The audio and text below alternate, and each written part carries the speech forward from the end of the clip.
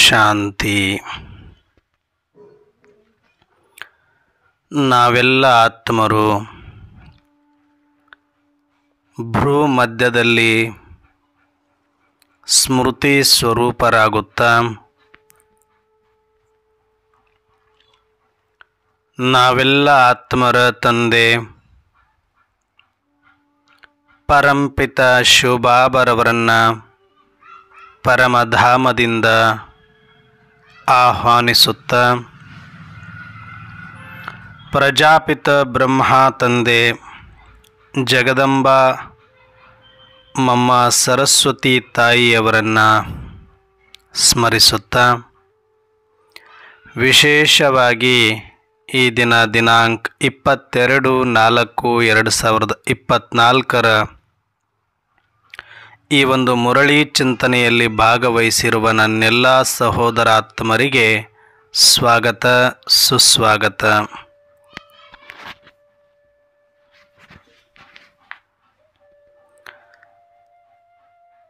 ಪ್ರತಿದಿನದಂತೆ ಈ ದಿನವೂ ಸಹ ಬಾಬಾರವರು ಮುರಳಿಯಲ್ಲಿ ಅನೇಕ ವಿಚಾರಗಳನ್ನು ತಿಳಿಸಿದ್ದಾರೆ.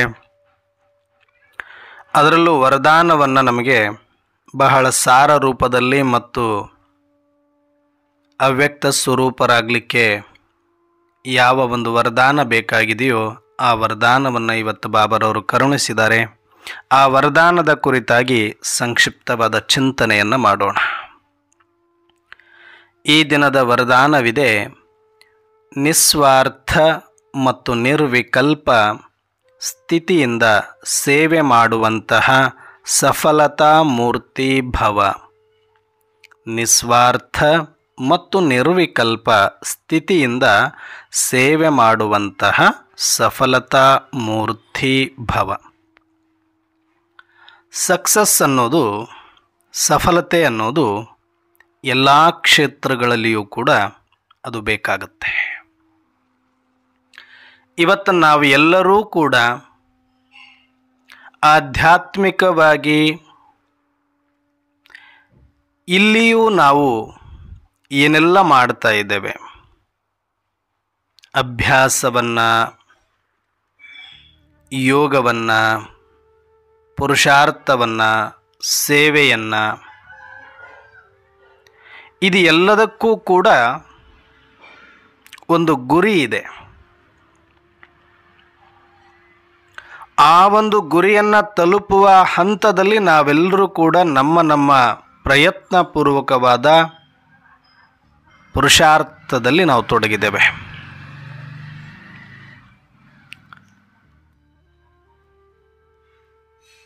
ಈ ಕ್ಷೇತ್ರದಲ್ಲಿ ಸಫಲತೆ ಆಗಬೇಕು ಅಂತನ್ನೋದು ನಮ್ಮೆಲ್ಲರ ಗುರಿಯಾಗಿದೆ. ಸಫಲತೆ ಅಂತಂದರೆ ಯಾವ ಒಂದು ಗುರಿಯೆಡೆಗೆ ನಾವು ಹೊರಟಿದ್ದೇವೆಯೋ ಆ ಗುರಿಯನ್ನು ಆದಷ್ಟು ಬೇಗ ತಲುಪಬೇಕು ಅನ್ನೋದು ನಮಗೆ ಇಲ್ಲಿನ ಉದ್ದೇಶವಾಗಿರುತ್ತೆ. ಇಲ್ಲಿ ಸಫಲತೆ ಏನು ಅಂತಂದರೆ, ಯಾವ ಗುರಿಯನ್ನು ಇಟ್ಟುಕೊಂಡು ಈ ಕ್ಷೇತ್ರದಲ್ಲಿ ನಮ್ಮ ಪ್ರಯತ್ನವನ್ನು, ಅಭ್ಯಾಸವನ್ನು ಆರಂಭ ಮಾಡಿದ್ದೇವೆ, ಆ ಒಂದು ಗುರಿಯನ್ನು ಎಷ್ಟು ಬೇಗ ಆಗುತ್ತೋ ಅಷ್ಟು ಬೇಗ ತಲುಪಿ ಆ ಒಂದು ಸ್ಥಿತಿಯನ್ನು ಮುಟ್ಟಿ ಅನುಭವಿಸಬೇಕು ಅನ್ನುವಂಥದ್ದು ಎಲ್ಲರ ಒಂದು ಆತುರತೆಯಾಗಿರುತ್ತೆ. ಹಾಗೆ ನೋಡಿದರೆ ಲೌಕಿಕದಲ್ಲಿ ಅಲ್ಲಿಯೂ ಕೂಡ ಲೌಕಿಕ ವಿದ್ಯಾಭ್ಯಾಸವಿದೆ, ಲೌಕಿಕ ಪ್ರಯತ್ನ ಇದೆ, ಪರಿಶ್ರಮ ಇದೆ. ಅವರು ಕೂಡ ಅಲ್ಲಿ ಒಂದು ಗುರಿ ಉದ್ದೇಶವನ್ನು ಇಟ್ಕೊಂಡು ತಮ್ಮ ಮಾರ್ಗದಲ್ಲಿ ತಾವು ನಡೀತಾ ಇರ್ತಾರೆ. ಆ ಗುರಿಯನ್ನು ತಲುಪುವ ಕಡೆಗೆ ಸಕ್ಸಸ್ ಬೇಕು ಬೇಕು ಬೇಕು ಅಂತ ಹೋಗ್ತಾರೆ.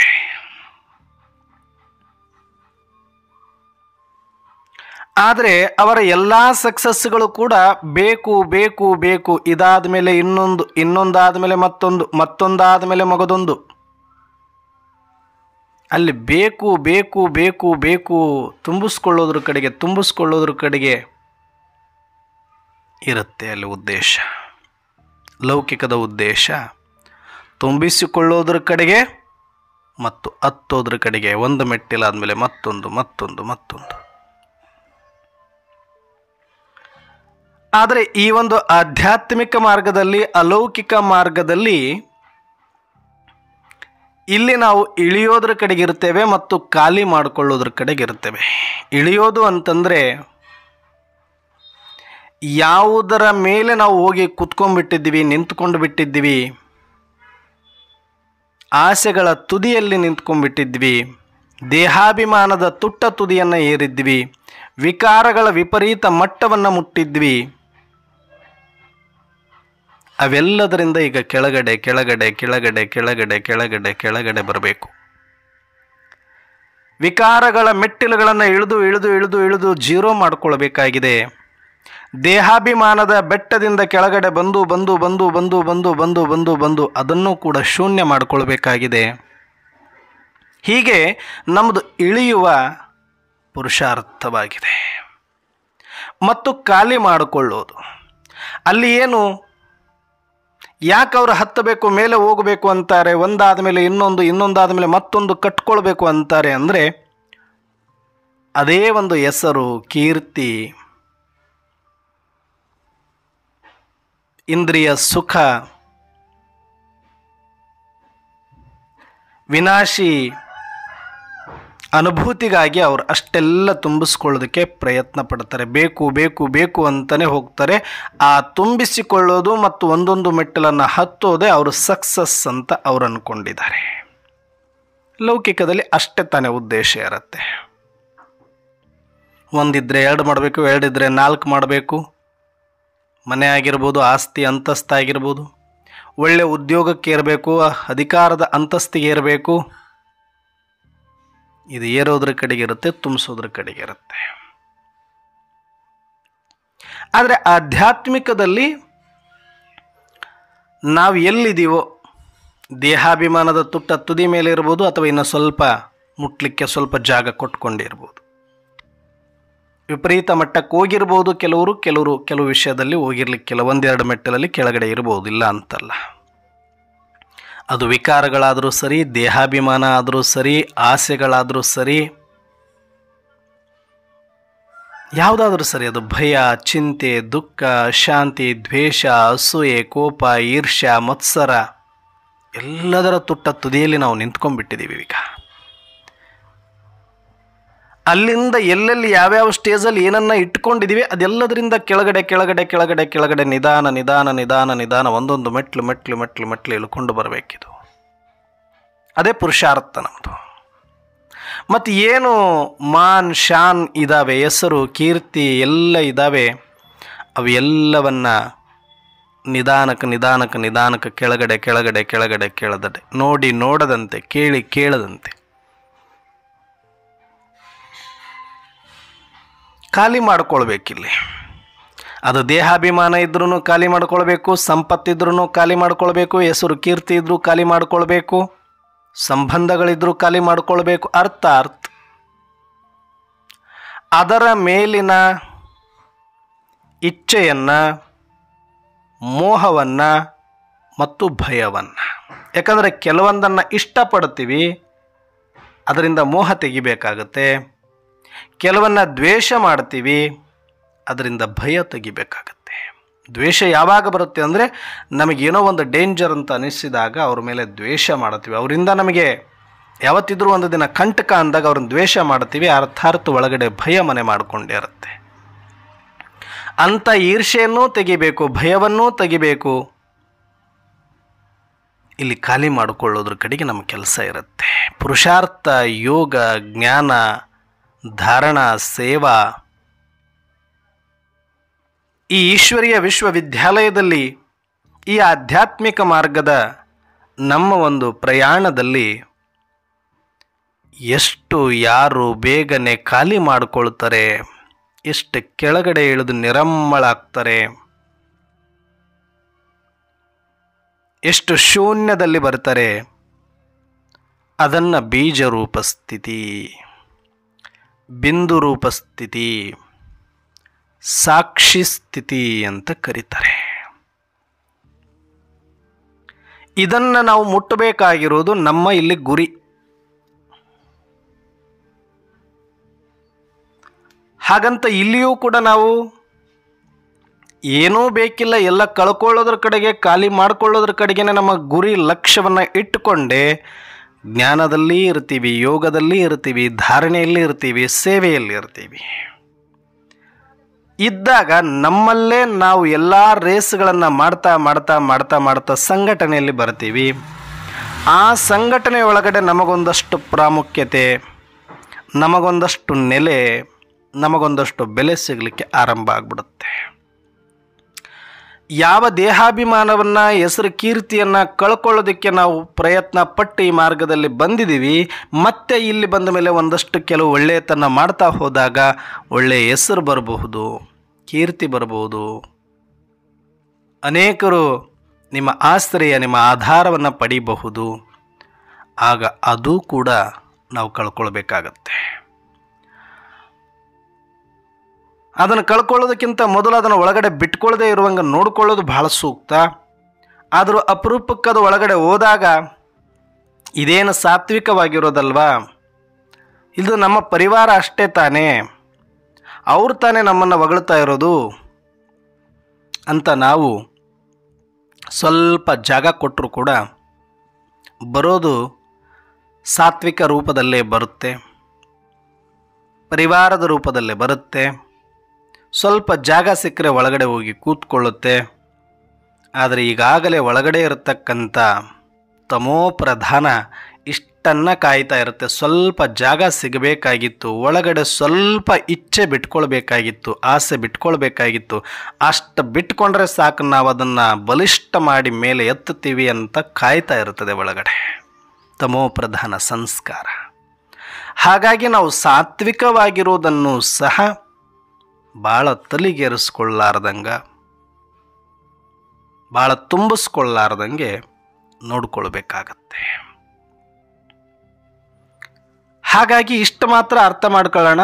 ನಮ್ಮ ಉದ್ದೇಶ ಏನು, ಒಂದು ಖಾಲಿ ಮಾಡ್ಕೊಳ್ಳೋದು, ಇನ್ನೊಂದು ಎಲ್ಲ ದೇಹಾಭಿಮಾನದಿಂದ, ವಿಕಾರದಿಂದ, ಆಸೆಗಳಿಂದ ಕೆಳಗಡೆ ಇಳಿದು ಶೂನ್ಯ, ಏನೂ ಇಲ್ಲ, ಏನೂ ಇಲ್ಲ, ಏನೂ ಇಲ್ಲ, ಖಾಲಿ ಖಾಲಿ ಖಾಲಿ, ಹಗೂರ ಹಗೂರ ಹಗೂರ ಅನ್ನಿಸ್ಬೇಕು. ಯಾರು ನನ್ನವರಿಲ್ಲ, ನಾನು ಯಾರವನು ಅಲ್ಲ, ಅಲ್ಲಿಗೆ ಬಂದು ನಿಲ್ಲಬೇಕಾಗತ್ತೆ ನಮ್ಮದು. ಇದು ನಮ್ಮ ಉದ್ದೇಶ, ಇದು ನಮ್ಮ ಸಕ್ಸಸ್, ಸಫಲತೆ ಸಿಗೋದು ಆ ಕ್ಷಣದಲ್ಲಿ. ಅದಾಗಬೇಕು ಅಂದರೆ ಇವತ್ತು ಬಾಬಾರವರು ಹೇಳ್ತಿದ್ದಾರೆ, ಸಫಲತಾಮೂರ್ತಿ ಭವ ಆಗಬೇಕು ಅಂತಂದರೆ ನಿಸ್ವಾರ್ಥ ಮತ್ತು ನಿರ್ವಿಕಲ್ಪ ಸ್ಥಿತಿಯಿಂದ ಸೇವೆ ಮಾಡಿ. ಸೇವೆ ಮಾಡುವಾಗ ಮತ್ತೆ ಸ್ವಲ್ಪ ಸೂಕ್ಷ್ಮ ದಾರಗಳಂತ ನೀವೇನು ಬಿಟ್ಕೊಳ್ತೀರಿ ಅವೇ ನಿಮ್ಮನ್ನು ಮತ್ತೆ ಬಂಧನಕ್ಕೊಳಪಡಿಸಿ ಮತ್ತೆ ನಿಮ್ಮನ್ನು ಮೇಲೆ ತಗೊಂಡು ಹೋಗ್ಬಿಡ್ತವೆ. ಇಷ್ಟು ವರ್ಷ ನೀವು ಕೆಳಗಡೆ ಇಳ್ಕೊಂಡು ಬಂದಿದ್ದೀರಿ, ಆದರೆ ಮತ್ತೆ ತೊಗೊಂಡೋಗಿ ಅಲ್ಲೇ ಮೇಲೆ ಕೂಡಿಸಿಬಿಡ್ತವೆ ದೇಹಾಭಿಮಾನದಿಂದ, ಹೆಸರು ಕೀರ್ತಿ ಅಂತ ಹೇಳಿ. ಸ್ವಲ್ಪ ಸಿಕ್ಕರೆ ಸಾಕು ಮೇಲೆ ಕರ್ಕೊಂಡು ಕೂಡಿಸ್ಲಿಕ್ಕೆ ರೆಡಿ ಇದ್ದಾವೆ. ಅದಕ್ಕೆ ಇಲ್ಲಿ ಕಂಪ್ಲೀಟಾಗಿ ನೀವು ನಿಸ್ವಾರ್ಥಿಗಳಾಗಬೇಕು, ನಿರ್ವಿಕಲ್ಪ ಆಗಬೇಕು. ನೋಡಿ, ಇವೆರಡನ್ನು ಗಮನಿಸಿ. ನಿಸ್ವಾರ್ಥ, ಸ್ವಾರ್ಥ ಅಂದರೆ ಇಚ್ಛೆ, ನಾನು ನನಗೇ ಬೇಕು ಅನ್ನುವಂಥದ್ದು.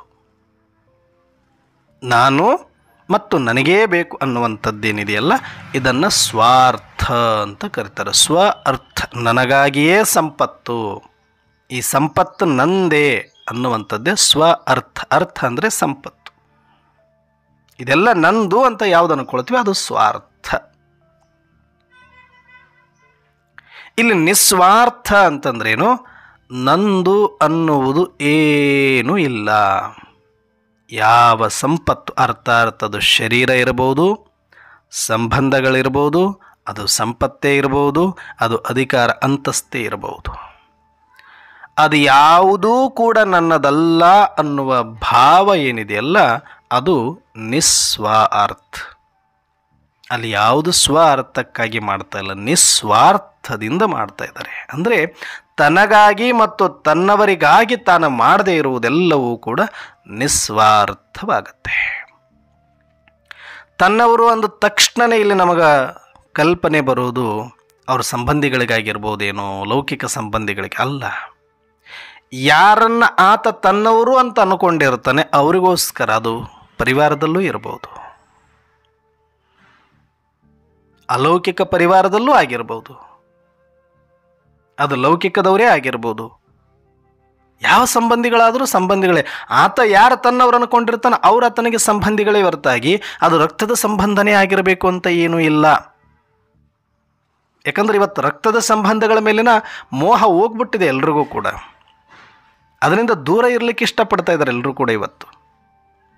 ಆದರೆ ನಾವು ಸಂಬಂಧಿಕರು ಅಂದ ತಕ್ಷಣವೇ, ತನ್ನವರಿಗಾಗಿ ಅಂದ ತಕ್ಷಣವೇ ಸಂಬಂಧಗಳನ್ನೇ ಕಲ್ಪನೆ ಮಾಡ್ಕೊಳ್ತೀವಿ ಅಂದರೆ ಅದು ಬರೀ ಲೌಕಿಕ ಅಷ್ಟೇ ಅಲ್ಲ, ಅಲೌಕಿಕನೂ ಆಗಿರ್ಬೋದು. ಲೌಕಿಕನೂ ಇಲ್ಲ, ಅಲೌಕಿಕನೂ ಇಲ್ಲ ಅಂದರೆ ಇನ್ನೊಂದು ತನ್ನವರಿಗಾಗಿ ಅಂದರೆ ತನ್ನದು ಅನ್ನೋದು ಮೊದಲದು ಯಾವುದು ಗೊತ್ತಾ? ಸಂಬಂಧ. ಲೌಕಿಕದ ಸಂಬಂಧಗಳೂ ಅಲ್ಲ, ಅಲೌಕಿಕ ಸಂಬಂಧಗಳು ತನಗೆ ಬೇಕಾಗಿರುವ, ತಾನು ನಂಬಿರುವ ಸಂಬಂಧಗಳೂ ಕೂಡ ಅಲ್ಲ. ಆದರೆ ಮೊದಲು ತನ್ನವರಿಗಾಗಿ, ತನಗಾಗಿ ಮಾಡೋದು ಅಂದರೆ ತನ್ನ ಶರೀರಕ್ಕಾಗಿ ಮಾಡಿದ್ರೂ ಅದು ತನ್ನವರಿಗಾಗಿ ಮಾಡಿದಂಗೆ. ತನ್ನ ಶರೀರ, ನನ್ನ ಶರೀರ ಚೆನ್ನಾಗಿರಬೇಕು, ನನ್ನ ಶರೀರ ಸೇಫ್ ಆಗಿರಬೇಕು, ನನ್ನ ಶರೀರ ಆರಾಮಾಗಿರಬೇಕು, ನನ್ನ ಶರೀರಕ್ಕೋಸ್ಕರ ನಾನು ಇಲ್ಲಿದ್ದೀನಿ, ಶರೀರ ಸಂಭಾಲನೆ ಮಾಡೋದಕ್ಕಾಗಿ ಇವ್ರ ಮಾತು ಕೇಳ್ಕೊಂಡಿದ್ದೀನಿ ಅಂತ ಈ ಸ್ವಾರ್ಥದಿಂದ ಮಾಡ್ತಾ ಇದ್ದರೂ ಕೂಡ ಅದು ಸ್ವಾರ್ಥನೇ. ಶರೀರಕ್ಕೋಸ್ಕರ ಒಂದು ಜಾಗದಲ್ಲಿರೋದು, ಶರೀರದ ಸಂಭಾಲನೆಗೋಸ್ಕರ ಒಂದು ಜಾಗದಲ್ಲಿರೋದು, ಶರೀರಕ್ಕೊಂದೆರಡು ಊಟ ಸಿಗುತ್ತೆ ಅಂತ ನಾನು ಇಲ್ಲಿದ್ದೀನಿ ಅಂತ ಅಂದ್ಕೊಂಡಿರೋದು ಕೂಡ, ಅದು ಸೆಂಟರ್ ಆದರೂ ಸರಿ, ಅದು ಮೌಂಟ್ ಅಬು ಆದರೂ ಸರಿ, ಅದು ಒಂದು ಮನೆ ಆದರೂ ಸರಿ, ಯಾವ ಜಾಗ ಆದರೂ ಸರಿ, ನೀವೇನು ಸೇವೆ ಮಾಡ್ತಾಯಿದ್ರಿ ಅಲ್ಲಿ ಎಲ್ಲ ಬಿಟ್ಟು ಬಂದು ಸೇವೆಯಲ್ಲಿದ್ದ ಮೇಲೂ ಕೂಡ ಈ ಭಾವ ನಿಮ್ಮಲ್ಲಿ ಇತ್ತು ಅಂದರೆ ಅದು ಕೂಡ ಸ್ವಾರ್ಥನೇ ಆಗುತ್ತೆ. ಅದು ನಾವು ಹೇಳ್ತೀವಿ, ಬಾಬಾರವ್ರ ಮನೆಯಲ್ಲೇ ಇಲ್ವಾ, ಡ್ರೆಸ್ ಹಾಕ್ಕೊಂಡಿಲ್ವಾ, uniform white and white dress ಇದೆ, ಬ್ಯಾಡ್ಜ್ ಇದೆ, ಸರೆಂಡರ್ ಸರ್ಟಿಫಿಕೇಟ್ ಇದೆ, ನಾನು ಬಾಬನ ಸೇವೆಯಲ್ಲೇ ಇರ್ತೀನಿ ಅಲ್ವಾ, ಅದೆಂಗೆ ಸ್ವಾರ್ಥ ಆಗಿಬಿಡುತ್ತೆ ಅಂದರೆ ಇಷ್ಟೆ. ನಿಮ್ಮ ಒಳಗಡೆ ಯಾವ ಭಾವದಿಂದ ನೀವು ಅಲ್ಲಿದ್ದೀರಿ ಅನ್ನೋ ಆಧಾರದ ಮೇಲೆ ನೀವು ಸ್ವಾರ್ಥಿಗಳು ನಿಸ್ವಾರ್ಥಿಗಳು ಅಂತ ಗೊತ್ತಾಗುತ್ತೆ. ಅಂದರೆ ನಿಮ್ಮ ಶರೀರಕ್ಕೋಸ್ಕರ ನೀವು ಆ ಜಾಗದಲ್ಲಿ ಇರೋದು, ಅವ್ರು ಹೇಳ್ದಂಗೆ ಕೇಳೋದು, ಅಥವಾ ತನು ಮನಧನ ಸೇವೆ ಮಾಡ್ತಿರೋದು, ಅದು ಭಯದಿಂದ ಆದರೂ ಸರಿ, ಭಕ್ತಿಯಿಂದ ಆದರೂ ಸರಿ, ಅದು ಶರೀರಕ್ಕೋಸ್ಕರ ನೀವು ಮಾಡಿದ್ರೂ ಅದು ನಿನ್ನಗೋಸ್ಕರ ಆಗತ್ತೆ. ಇದು ಸೂಕ್ಷ್ಮವಾಗಿರುವಂಥದ್ದು. ಮತ್ತು ಅಷ್ಟು ಇಲ್ಲಂದ್ರೆ ಹೆಂಗ್ರಿ, ಮತ್ತು ಅದಕ್ಕಾಗಿ ಬೇಕೇ ಬೇಕಲ್ಲ ಏನೋ, ಅದು ನಡೆಯುತ್ತೆ, ಅದು ನಡೆಯುತ್ತೆ. ಅದಕ್ಕಾಗಿ ಇರಬೇಡ ನೀನು ಆ ಜಾಗದಲ್ಲಿ, ಅದಕ್ಕಾಗಿ ಸೇವೆ ಮಾಡಬೇಡ ನೀನು, ಅದರ ಭಯದಿಂದ ನೀನು ಬದುಕಬೇಡ. ಇಲ್ಲಿ ಅದನ್ನು ಕಳ್ಕೊಳ್ಳೋದಕ್ಕೆ ಇಲ್ಲಿಗೆ ಬಂದಿದೀಯ ನೀನು. ಏನಣ್ಣವ್ರೇ, ಅಧ್ಯಾತ್ಮ ಅಂತ ಕೂತ್ಕೊಂಡ್ರೆ ಬೀದಿಗೆ ಬಂದ್ಬಿಡ್ತೀವಿ ನಾವು. ಬ್ಯಾಂಕ್ ಬ್ಯಾಲೆನ್ಸ್ ಇಟ್ಕೊಂಡಿಲ್ಲ ಅಂದ್ರೆ ನಮ್ಮನ್ನು ಯಾರು ಕೇಳ್ತಾರೆ ನಾಳೆ ದಿನ? ಇದು ಸ್ವಾರ್ಥ, ಭಯ, ಶರೀರದ ಭಯ. ಶರೀರಾರ್ಥವಾಗಿ ನೀವು ಎಲ್ಲೋ ಒಂದು ಕಡೆ ಇದ್ದು ಏನೋ ಒಂದು ಕಡೆ ಮಾಡ್ಕೊಂಡು ಹೋಗ್ತಾ ಇದ್ರಿ ಅಂದರೆ ಅದು ನಿಮ್ಮ ಶರೀರ ನಿಭಾನೆ ಹೊರತಾಗಿ ಅದು ಸೇವೆ ಆಗಲಿಕ್ಕೆ ಸಾಧ್ಯ ಇಲ್ಲ. ಇದು ಸ್ವಾರ್ಥ ಆಗುತ್ತೆ. ನಮ್ಮವ್ರಂತ ಯಾರಿಲ್ಲ, ನಾನು ಎಲ್ಲರನ್ನೂ ಬಿಟ್ಟು ಬಂದುಬಿಟ್ಟಿನಿ, ಮನೆ ಬಿಟ್ಟಿನಿ, ತಂದೆ ಬಿಟ್ಟಿನಿ, ತಾಯಿ ಬಿಟ್ಟಿನಿ, ಬಂಧು ಬಳಗ. ನೀವಷ್ಟೇ ಅಲ್ಲ, ಇವತ್ತು ಲೌಕಿಕದಲ್ಲಿ ಸಾಕಷ್ಟು ಜನ ಮನೆ ಬಿಟ್ಟು ಹೋಗಿರೋರಿದ್ದಾರೆ, ತಂದೆ ತಾಯಿಯಿಂದ ದೂರ ಇರೋರಿದ್ದಾರೆ, ಅಣ್ಣ ತಮ್ಮಂದ್ರಿಂದ ದೂರ ಇರೋರಿದ್ದಾರೆ, ಪತ್ನಿಯಿಂದ ದೂರ ಇರೋರಿದ್ದಾರೆ, ಮಕ್ಕಳಿಂದ ದೂರ ಇರೋರಿದ್ದಾರೆ. ಹಾಗಂತ ಅವರೆಲ್ಲರೂ ತ್ಯಾಗಿಗಳಂತ ಅರ್ಥ ಏನು? ಇವತ್ತಿನ ಕಾಲದಲ್ಲಿ ಸಂಬಂಧಗಳು, ಹತ್ತಿರದ ರಕ್ತ ಸಂಬಂಧಗಳು ಸಾಕಾಗಿ ಹೋಗ್ಬಿಟ್ಟಿದೆ ಎಲ್ರಿಗೂ. ಯಾಕೋ ಗೊತ್ತಿಲ್ಲ, ಅದು ಅತಿ ಆದಮೇಲೆ ಅಂತ್ಯ ಆಗಬೇಕಲ್ವ. ಆ ಕಾರಣಕ್ಕಾಗಿ ಎಲ್ಲರೂ ಕೂಡ ದೂರ ಇರೋದಕ್ಕೆ ಇಷ್ಟಪಡ್ತಾ ಇದ್ದಾರೆ. ಪತಿ ಪತ್ನಿ ಅಂತ ಹೇಳ್ತೀವಿ, ಆದರೆ ಇಬ್ಬರು ಎಷ್ಟೊತ್ತು ಜೊತೆಲಿ ಇರ್ತಾರೆ? ಎಷ್ಟು ಸಾಧ್ಯ ಆಗುತ್ತೆ ಅಷ್ಟು ಬೇಗ ಈತ ಬಿಟ್ಟು ಹೋದರೆ ಸಾಕು ನನ್ನಿಂದ ದೂರ ಅಂತ ಪತ್ನಿ, ಯಾವಷ್ಟು ತಲೆ ತಿಂತಾಳ ಪೈಕಿ ನನ್ನಿಂದ ದೂರ ಇದ್ರೂ ಸ್ವಲ್ಪ ನೆಮ್ಮದಿ ಇರುತ್ತಾ ಅಂತ ಪತಿ ಒಳಗಡೆ. ಎಲ್ಲರ ಮನಸ್ಥಿತಿ ಇವತ್ತು ಹಂಗಾಗೋಗಿದೆ. ಯಾಕಂದರೆ ಅದು ಏನು ತಮೋಪ್ರಧಾನ ವಾತಾವರಣ, ತಮೋಪ್ರಧಾನ ಆಹಾರದ ಫಲ ಆ ಥರ ಇದೆ. 1 ಗಂಟೆ ಹತ್ತಿರ ಕೂತ್ಕೊಂಡು ನೆಮ್ಮದಿಯಾಗಿರ್ಲಿಕ್ಕಾಗಲ್ಲ. ನೋಡಲಿಕ್ಕೆ ಜ್ಞಾನಿಗಳೇ, ನೋಡಲಿಕ್ಕೆ ಒಳ್ಳೆಯವರೇ, ಬೇಕಾದಷ್ಟು ಇದೆ ಎಲ್ಲ, ಆದರೆ ಆ ಮುಖ ನೋಡೋಕ್ಕಾಗ್ತಾ ಇಲ್ಲ. 1 ಗಂಟೆ ಕಳೆಯೋಕ್ಕಾಗ್ತಿಲ್ಲ ಅವ್ರ ಜೊತೆ, ಒಳ್ಳೆ ಪ್ರೀತಿಯಿಂದ ಇರೋಕ್ಕಾಗ್ತಾ ಇಲ್ಲ. 24 ಗಂಟೆಯಲ್ಲಿ ಕೂಡಿರೋದೆ 1-2-3 ಗಂಟೆ ಮಾತಾಡೋದು, ಕೂತ್ಕೊಳ್ಳೋದು, ಏನೋ ಹಂಗೆ ಸಂದರ್ಭ ಸಿಕ್ಕ್ರಿ, ಇವತ್ತು ಅಷ್ಟು ಟೈಮ್ ಯಾರಿಗೂ ಇಲ್ಲ. ಆ 1 ಗಂಟೆನೂ ಕೂಡ ಪರಿಪೂರ್ಣವಾಗಿ ಪ್ರೀತಿ ವಿಶ್ವಾಸದಿಂದ ಕಳೆಯೋದಿಲ್ಲ. ಅದೇ ಸಿಡುಕು, ಅದೇ ಕೋಪ, ಅದೇ ದ್ವೇಷ, ಅದೇ ಅಸೂಯೆ, ಅದು ಏನೋ ಒಂಥರ ಬೇಜಾರು ಅವ್ರನ್ನ ನೋಡೋಕ್ಕೆ. ಅದಕ್ಕೆ ರಕ್ತ ಸಂಬಂಧಗಳನ್ನು ಅವಾಯ್ಡ್ ಮಾಡಿಕೊಂಡು ಬೇರೆ ಬೇರೆ ಸಾಧನಗಳ ಮೊರೆ ಹೋಗಿರೋದು ಇವತ್ತು. ಕೆಲವರು ಟಿ ವಿ ಮೊರೆ ಹೋಗಿದ್ದಾರೆ, ಕೆಲವರು ಮೊಬೈಲ್ ಹುಡುಕೊಂಡಿದ್ದಾರೆ, ಕೆಲವರು ನೆರೆಮನೆಯವ್ರ ಹತ್ರ ಮಾತಾಡಲಿಕ್ಕೆ ಸಂಪರ್ಕ. ರಕ್ತ ಸಂಬಂಧದಲ್ಲ ಅಲ್ಲದವರ ಜೊತೆ ಇವತ್ತು ಜಾಸ್ತಿ ಸಮಯ ಕಳೀತಾ ಇದ್ದಾರೆ. ಅದು ಕೂಡ ಪೆಟ್ಟು ತಿಂದರು, ಅದು ಕೂಡ ಆಗಿಲ್ಲ ಅಂತಂದಾಗ ಸಾಧನಗಳ ಹತ್ರ ಒಂದು ಬೆಕ್ಕಿನ ಜೊತೆ ಇರ್ತಾರೆ, ಬೇಕಾದರೆ ನಾಯಿಯನ್ನು ಸಾಕ್ಕೊಂಡಿರ್ತಾರೆ, ಬೇಕಾದರೆ ಇಲ್ಲ ಯಾವುದೂ ಇಲ್ಲ ಅಂದರೂ ಒಂದು ಟಿ ವಿ ಇಲ್ಲ ಮೊಬೈಲ್ ಜೊತೆಗಾದರೆ ಇರ್ತೀವಿ, ಬಿಟ್ಟರೆ ಸಂಬಂಧಗಳ ಜೊತೆ ಇರೋದಿಲ್ಲ ಅನ್ನೋ ಮನಸ್ಥಿತಿ ಈಗ ಆಲ್ರೆಡಿ ಎಲ್ಲರಿಗೂ ಬಂದಾಗ್ಬಿಟ್ಟಿದೆ. ಹಾಗಂತ ಅವರೆಲ್ಲರ ತ್ಯಾಗಿಗಳಂತ ಹೇಳೋಕ್ಕಾಗತ್ತೆ? ಎಲ್ಲ ಮರೆತು ಬಿಟ್ಟಿದ್ದಾರೆ, ದೇಹಾಭಿಮಾನ ಇಲ್ಲ ಅಂತ ಹೇಳೋಕ್ಕಾಗತ್ತೆ? ಇಲ್ಲ, ಅದು ತಮೋ ಪ್ರಧಾನ, ಈ ಕಲಿಯುಗದ ಅಂತಿಮ ದೃಶ್ಯ ಅದು. ಹಾಗೆ ನೀವು ಕೂಡ ಬಿಟ್ಟು ಬಂದಿರ್ಬೋದು, ತಂದೆ ಬಿಟ್ಟು, ತಾಯಿ ಬಿಟ್ಟು, ಬಂಧು ಬಳಗ ಎಲ್ಲ ಬಿಟ್ಟು ಬಂದಿರ್ಬೋದು ನಿಜ. ಆದರೆ ನೀವಿರುವ ಜಾಗದಲ್ಲಿ ಉದ್ದೇಶ ಏನಿಟ್ಕೊಂಡಿದ್ದೀರಿ, ನನ್ನ ಹತ್ರ ಏನೂ ಇಲ್ಲ, 2 ಹೊತ್ತು ಊಟ ಸಿಕ್ಕರೆ ಸಾಕು ಅಂತ ಇದ್ದೀನಿ ಅಂದ್ರೂ ನೀವು ಸೇವೆ ಮಾಡ್ತಾ ಇದ್ದೀರಿ ನಿಜ. ಅದಕ್ಕೆ ಫಲ ಸಿಗುತ್ತೆ ಇಲ್ಲ ಅಂತಲ್ಲ, ಆದರೆ ಸ್ವಾರ್ಥದಿಂದ ಮಾಡ್ತಾ ಇದ್ರಲ್ವ, ಅದಕ್ಕೆ ಅದು ಸ್ವಾರ್ಥವಾಗುತ್ತೆ. ಸೂಕ್ಷ್ಮವಾಗಿ ಸಫಲತೆ ಸಿಗೋದಿಲ್ಲ ಅಲ್ಲಿ. ಯಾಕೆ? ಸೂಕ್ಷ್ಮವಾದ ದೇಹದ ನಿರ್ವಹಣೆಯ ಭಯ ಇದೆ ನಿಮಗೆ, ದೇಹದ ಅಳಿವಿನ ಭಯ ಇದೆ ನಿಮಗೆ. ಅದಕ್ಕಾಗಿ ನಾನಿಲ್ಲಿ ಉಳ್ಕೊಳ್ತೀನಿ ಅಂತಂತೀರಿ ಹೊರತಾಗಿ ನನಗೆ ಇದನ್ನು ಕಳ್ಕೊಳ್ಳೋದಕ್ಕೆ ಬಂದವನು, ನಾನು ಇದನ್ನು ಉಳಿಸ್ಕೊಳ್ಳೋದಕ್ಕೆ ಬಂದಿಲ್ಲ ಅಂತ ಅದೇ 2 ಕೈ ಬಿಚ್ಚಿ ನೀವು ಸೇವೆ ಮಾಡಿದರೆ ಸಕ್ಸಸ್ ಅಲ್ಲೇ ಇರ್ತೈತೆ ನಿಮ್ಮ ಕಾಲ ಕೆಳಗಡೆ. ಇಷ್ಟು ಸೂಕ್ಷ್ಮ ಇರುತ್ತೆ ಇದು ಸ್ವಾರ್ಥ ಅನ್ನೋದು. ಅಂದರೆ ಸಂಬಂಧಿಗಳು ನನಗಾಗಿ ಮಾಡುವುದು ಅಂತಂದರೆ ಇಲ್ಲಿ ಸಂಬಂಧಿಕರೇ ಇರಬೇಕಂತಿಲ್ಲ. ಇವತ್ತು ಸಂಬಂಧಿಕರು ಯಾರಿಗೂ ಬೇಕಿಲ್ಲ. ಇವತ್ತು ಯಾರು ಸಂಬಂಧಿಕರಾಗಿದ್ದಾರೆ ಅಂದರೆ ಟಿ ವಿ ಮೊಬೈಲ್ಗಳೇ ನಮ್ಮ ಸಂಬಂಧಿಕರಾಗ್ಬಿಟ್ಟಿದ್ದಾವೆ, ಯೂಟ್ಯೂಬ್ಗಳು ಸಂಬಂಧಿಕರಾಗ್ಬಿಟ್ಟಿದ್ದಾವೆ. ಯಾಕಂದ್ರೆ ಅವುಗಳ ಜೊತೆ ಜಾಸ್ತಿ ಸಮಯ ಕಳೀತಾ ಇದ್ದೀವಿ, ಬಿಟ್ಟರೆ ಇವತ್ತು ಸಂಬಂಧಗಳ ಜೊತೆ ಕಳೆಯೋಕ್ಕೆ ಇಷ್ಟ ಇಲ್ಲ. ಎಲ್ಲ ಪ್ರಾಣಿಗಳ ಜೊತೆ ಕಳಿತೀವಿ, ಬೇಕಾದರೆ ಮನೆಯಲ್ಲಿ ನಾಯಿ ಬೆಕ್ಕು ಇದ್ದರೆ ಅದರ ಜೊತೆ ಕಳೆದು ಬಿಡ್ತೀವಿ. ಅಂದರೆ ಶರೀರದ ಜೊತೆ ನಾವು ಶರೀರಕ್ಕಾಗಿ ನಾವು ಇದ್ದಾಗ ಅದು ಕೂಡ ನನಗೋಸ್ಕರ ಮಾಡ್ದಂಗೆ ಇದೆ. ಮತ್ತು ಇದನ್ನೂ ಇಲ್ಲರಿ, ನನಗೆ ದೇಹದ ಬಗ್ಗೆ ಭಯ ಏನಿಲ್ಲ ಅಣ್ಣವ್ರೆ, ನನಗೆ ದೇಹದ ಬಗ್ಗೆ ಭಯ ಇಲ್ಲ. ದೇಹ ಸುಟ್ರೇನು, ದೇಹ ಕೆಟ್ಟರೇನು, ದೇಹ ಒಂದು ದಿನ ಹೋಗುತ್ತೆ, ಅದ್ರ ಬಗ್ಗೆ ತಲೆ ಕೆಡಿಸ್ಕೊಂಡಿಲ್ಲ. ನನಗೆ ಮುರುಷ್ಟಾನ ಆದರೂ ಸರಿ, ಭಿಕ್ಷಾನ ಆದರೂ ಸರಿ, ಒಂದೊತ್ತು ಗಂಜಿ ಸಿಕ್ಕರೂ ಸರಿ, ಸಿಗದೇ ಇದ್ದರೂ ಸರಿ, ನಾನು ಎಲ್ಲವನ್ನು ಕಳ್ಕೊಳ್ಳೋದಕ್ಕೆ ಬಂದೀನಿ ಹೊರತಾಗಿ ನಾನು ಇಲ್ಲೇನು ಪಡ್ಕೊಳ್ಬೇಕಾಗಿಲ್ಲ. ಅದು ಇದ್ದರೂ ಅಷ್ಟೇ, ನಾಳೆ ಹೋದರೂ ಅಷ್ಟೇ, ಅದ್ರ ಬಗ್ಗೆ ಭಯ ಒಂಚೂರು ಇಲ್ಲ ಅಂತ ಮಾಡುವಂಥವ್ರು ಇದ್ದಾರೆ. ಅಂದರೆ ಅದು ನಿಸ್ವಾರ್ಥ ಆಗುತ್ತೆ ಆ ಒಂದು ಅರ್ಥದಲ್ಲಿ. ಆದರೆ ಇನ್ನೂ ಒಂದು ಬರುತ್ತೆ ಸೂಕ್ಷ್ಮವಾಗಿ, ದೇಹಾಭಿಮಾನ ಇಲ್ಲದೆ ಇರ್ಬೋದು, ದೇಹದ ಭಯ ಇಲ್ಲದೆ ಇರ್ಬೋದು, ದೇಹದ ಸಂಭಾಲನೆ ಬಗ್ಗೆ ಯೋಚಿಸ್ದೇ ನಿಸ್ವಾರ್ಥವಾಗಿ ಅಲ್ಲಿ ಸೇವೆ ಮಾಡ್ತಿದ್ದಾರೆ. ಆ ಭಾವ ಇಲ್ಲ ಅವರಿಗೆ. ಆದರೆ ಸೂಕ್ಷ್ಮವಾದ ಇಚ್ಛೆಗಳು ಇಟ್ಕೊಂಡು ಮಾಡ್ತಿರ್ತಾರೆ ಕೆಲವರು. ಸೂಕ್ಷ್ಮವಾದ ಇಚ್ಛೆಗಳು ಏನು? ನಾನು ಇಲ್ಲಿ ಇರೋದರಿಂದ ನಾನು ಸ್ವಲ್ಪ ಗುರುತಿಸಿಕೊಳ್ತೀನಿ, ನಾನು ಸ್ವಲ್ಪ ಹೆಸರು ಮಾಡ್ತೀನಿ, ಇಲ್ಲ ನಾನು ಸ್ವಲ್ಪ ಆರಾಮ್ ಪಸಂದಿರ್ತೀನಿ.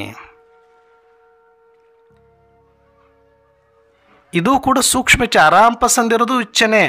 ನಾನು ಇಲ್ಲಿದ್ದು ಬಿಟ್ಟರೆ ತಣ್ಣಗಿರ್ತೀನಿ, 2 ಹೊತ್ತು ಊಟ ಮಾಡ್ಕೊಂಡು ಏನೋ ಕೈಲಾದ ಮಾಡ್ಕೊಂಡು ಇದ್ದು ಬಿಟ್ಟರೆ ಆರಾಮ್ ಜೀವನ ಅಲ್ಲಪ್ಪ, ಇದು ಕೂಡ ಇಚ್ಛೆನೇ. ಇದಕ್ಕೋಸ್ಕರ ನೀವು ಅಲ್ಲಿದ್ದರೆ ಅದು ಇಚ್ಛೆನೇ. ಸೂಕ್ಷ್ಮವಾಗಿ ಇರುವಂಥದ್ದು ಇದು. ಎಲ್ಲ ಕಳ್ಕೊಂಡು ಲಾಸ್ಟಿಗೆ ಇಷ್ಟು ಉಳ್ಕೊಂಡ್ರೂ ಕೂಡ ಇದು ನಿಸ್ವಾರ್ಥ ಆಗಲಿಕ್ಕೆ ಸಾಧ್ಯ ಇಲ್ಲ. ಅದಕ್ಕೆ ನಾನು ಇಷ್ಟು ನೀಟಾಗಿ ಕ್ಲಿಯರಾಗಿ ಹೇಳ್ತಾ ಇದ್ದೀನಿ.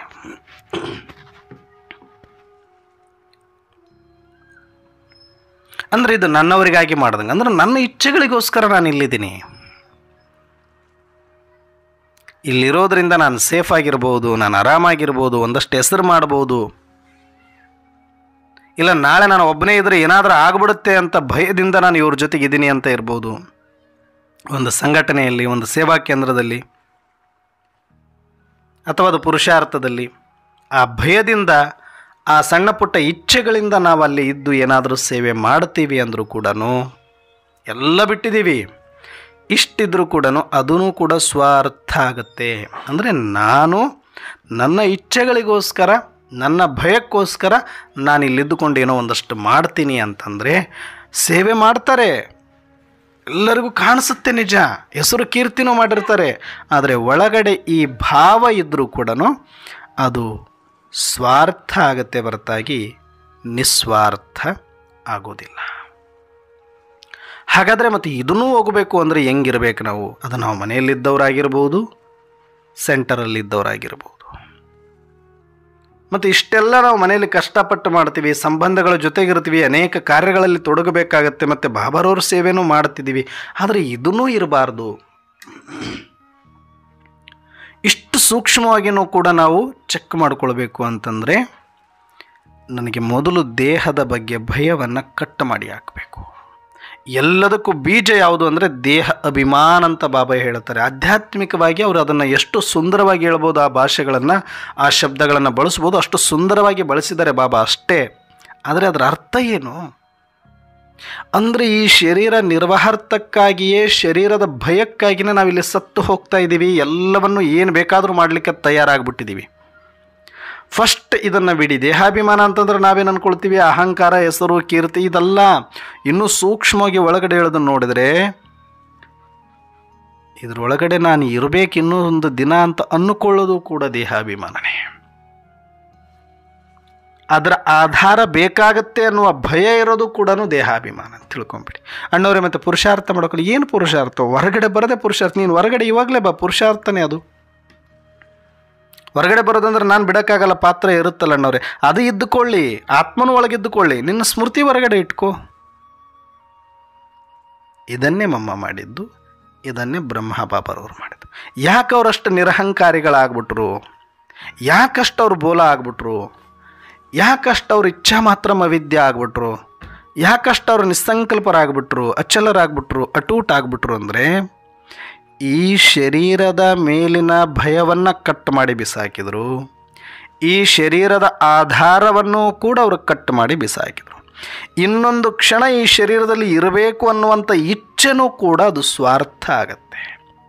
ದೇಹ ಅಭಿಮಾನ, ದೇಹ ಬಾನ್ ಆಗತ್ತೆ. ಬಹಳಷ್ಟು ಆತ್ಮರು ಏನಂದ್ರೆ, ಅಣ್ಣವರೇ ಶರೀರ ಚೆನ್ನಾಗಿಟ್ಕೋಬೇಕಣ್ಣವ್ರೇ, ಪುರುಷಾರ್ಥ ಮಾಡ್ಬೇಕಣ್ಣವ್ರೇ, ಪುರುಷಾರ್ಥ ಮಾಡಿ ಚೆನ್ನಾಗಿದ್ದಾಗ ಇದ್ರದ್ದು ಕತೆ ಇವ್ರದ್ದು. ಪುರುಷಾರ್ಥ ಮಾಡ್ಬೇಕಣ್ಣವ್ರೇ, ಮುಂದೆ ಬೇಕಾಗುತ್ತಣ್ಣವ್ರೇ, ಮುಂದೆ ಇದೇನು ಹೋಗ್ಬಿಡಲ್ಲ, ಪಾತ್ರ ಇರುತ್ತೆ, ಇರಬೇಕು, ಅಲ್ಲಿ ತನಕ ಚೆನ್ನಾಗಿ ನೋಡ್ಕೊಳ್ಬೇಕಣ್ಣವ್ರೇ ಅಂದ್ಕೊಂಡು ಆ ದೇಹಾಭಿಮಾನದ ಸೂಕ್ಷ್ಮ ದಾರಗಳನ್ನು ಬಂಡಲ್ಗಳಾಗಿ ಮಾಡಿಕೊಂಡು ಸುತ್ತಕೊಂಡು ಸ್ಟ್ರಾಂಗ್ ಮಾಡ್ತಾರೆ. ಇದೆಯಾ ನೋಡ್ಕೊಳ್ಳಿ. ಬೇರೆ ನಿಮ್ಮ ಮನೇಲಿ ವಾಹನ ನೋಡ್ಕೊಂಡಂಗೆ, ಒಂದು ನಾಯಿ ಸಾಕಿರ್ತೀರಿ, ಒಂದು ನಾಯಿನ ನೋಡ್ದಂಗೆ, ಒಂದು ಬೆಕ್ಕನ್ನು ನೋಡ್ದಂಗೆ, ಬೇರೆಯವ್ರ ಥರ ಅದಕ್ಕೆ ಸಂಕ್ಷಿಪ್ತವಾಗಿ ಅದಕ್ಕೆ ಊಟ ಕೊಡೋದು ಕರ್ತವ್ಯ. ನಮ್ಮ ಮುಂದೆ ಇದ್ರೆ ಒಂದು ಹಕ್ಕಿ ಇದ್ರೆ ಅದಕ್ಕೆ ಒಂದಷ್ಟು ಕಾಳು ಹಾಕೋದು, ಒಂದಷ್ಟು ನೀರು ಕೊಡೋದು ನಮ್ಮ ಕರ್ತವ್ಯ, ಮಾನವೀಯತೆ. ಹಾಗೆ ಒಬ್ಬ ಆತ್ಮ ಆಗಿ ನಾನು ಈ ಶರೀರದ ಪಾತ್ರದಲ್ಲಿ ಬಂದಿದ್ದೀನಿ, ಹಾಗಾಗಿ ಈ ಶರೀರಕ್ಕೇನೋ ಒಂದಷ್ಟು ನೀರು ತೋರಿಸೋದಪ್ಪ, ಒಂದಷ್ಟು ಗಂಜಿ ಹಾಕೋದಪ್ಪ, ಆ ಭಾವದಲ್ಲಿ, ನಿಮಿತ್ತ ಭಾವದಲ್ಲಿ ಮಾಡಿ. ಅದು ತಪ್ಪಲ್ಲ, ಅದು ಮಾಡಬೇಕು ಕೂಡ, ಅದು ಬ್ಯಾಲೆನ್ಸ್ ಅನ್ನೋದು. ಆದರೆ ಇದರ ಒಳಗಡೆ ನಾನು ಒಂದು ಕ್ಷಣನೂ ಇರುವ ಅವಶ್ಯಕತೆ ಇಲ್ಲ. ನಾನು ಶರೀರದ ಮೇಲೆ ಆಧಾರಿತ ಅಲ್ಲ, ನನ್ನ ಮೇಲೆ ಶರೀರ ಆಧಾರಿತ ಅನ್ನುವ ಸತ್ಯ ಗೊತ್ತಾದ ಮೇಲೂ ನಾನು ಆತ್ಮ, ನಾನು ಚೈತನ್ಯ, ನಾನು ಅವಿನಾಶಿ, ನಾನು ಪ್ರಚಂಡ ಶಕ್ತಿ. ಯಕ್ಕಶ್ಚಿತ್ತ ವಿನಾಶಿ ತತ್ವಗಳಿಂದಾಗಿರುವ ಈ ಭೂತ ಶರೀರಕ್ಕೆ ನಾನು ಅಧೀನನಾಗಿರೋದ? ಅದರ ಆಧಾರದಿಂದ ನಾನು ನಡೀತಾ ಇರೋದು. ಎಂಥ ಅವಮಾನ ಹೇಳಿದ್ದು! ಆತ್ಮಘಾತ ಇದು, ಆತ್ಮಹತ್ಯೆ ಇದು.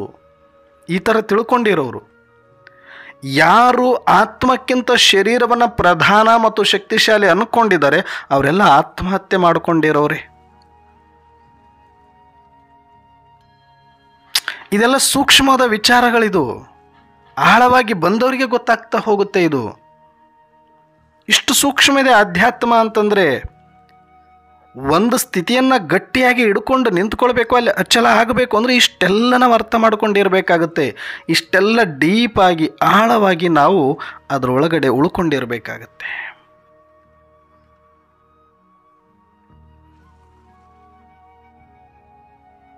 ಯೋಚನೆ ಮಾಡಿ, ಶರೀರದ ಮೇಲೆ ಆತ್ಮ ಆಧಾರಿತನೋ, ಆತ್ಮದ ಮೇಲೆ ಶರೀರ ಆಧಾರಿತನೋ?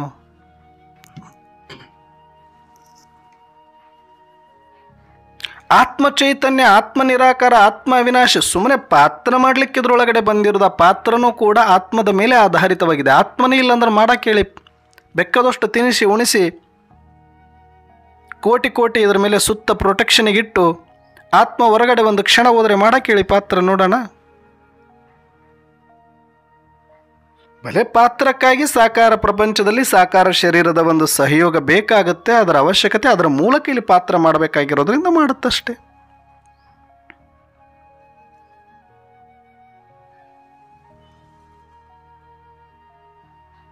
ಪ್ರಯಾಣ ಮಾಡಬೇಕು ಅಂದ್ರೆ ಪ್ರಯಾಣಿಕನಿಗೆ ವಾಹನದ ಅವಶ್ಯಕತೆ ಇದೆ, ನಿಜ. ಒಂದು ವಾಹನ ತೊಗೊಂಡು ಡ್ರೈವಿಂಗ್ ಮಾಡ್ಕೊಂಡು ನಾವು ಹೋಗ್ತಾ ಇದ್ದೀವಿ ಅಂತಂದರೆ, ನಾನು ಚಲಾಯಿಸ್ತಾ ಇದ್ದೀನಿ ಅಂತಂದರೆ ನನ್ನ ಮೇಲೆ ಅದು ಆಧಾರಿತವಾಗಿದೆ, ಅದರ ಮೇಲೆ ನಾನಿಲ್ಲ. ಬಲೆ ನನ್ನ ಪ್ರಯಾಣ ಅದರ ಮೇಲೆ ಆಧಾರಿತ ಆಗಿತ್ತಷ್ಟೇ. ಆದರೆ ಅದನ್ನು ಬಿಟ್ಟರೆ ನನಗೆ ಬೇರೆ ಸಿಗಲ್ಲ ಅಂತಲ್ಲ, ಬೇರೆ ಹತ್ತಕ್ಕೆ ಆಪ್ಷನ್ಸ್ ಇಲ್ಲ ಅಂತಲ್ಲ. ಆದರೆ ನಾನಿಲ್ಲ ಅಂದರೆ ಒಂದು ಕ್ಷಣ ಮುಂದೆ ಹೋಗಲ್ಲ, ಅದು ಬಿದ್ದೋಗ್ಬಿಡುತ್ತೆ. ಅಂದರೆ ಇಷ್ಟು ಅಶಕ್ತವಾಗಿರತಕ್ಕಂತಹ, ಅಪ್ರಯೋಜಕವಾಗಿರ್ತಕ್ಕಂತಹ, ಅಸ್ಥಿರವಾಗಿರ್ತಕ್ಕಂಥ ಶರೀರದ ಭಯ ನಮಗಿಷ್ಟಿಟ್ಕೊಂಡು, ಅಯ್ಯೋ ಶರೀರ ಇರಬೇಕು, ಶರೀರ ಚೆನ್ನಾಗಿಟ್ಕೊಳ್ಬೇಕು, ಮುಂದೆ ಅಂತಿಮ ಸಮಯದಲ್ಲಿ ಬಹಳ ಉಪಯೋಗಕ್ಕೆ ಬರುತ್ತೆ, ಇವಾಗಿಂದ ಪ್ರಾಕ್ಟೀಸ್ ಮಾಡಬೇಕು ಅನ್ನುವ ಒಂದು ಸೂಕ್ಷ್ಮ ಭಯ ನಮ್ಮಲ್ಲಿದ್ರೂ ಅದು ಕೂಡ ದೇಹ ಬಾನ್.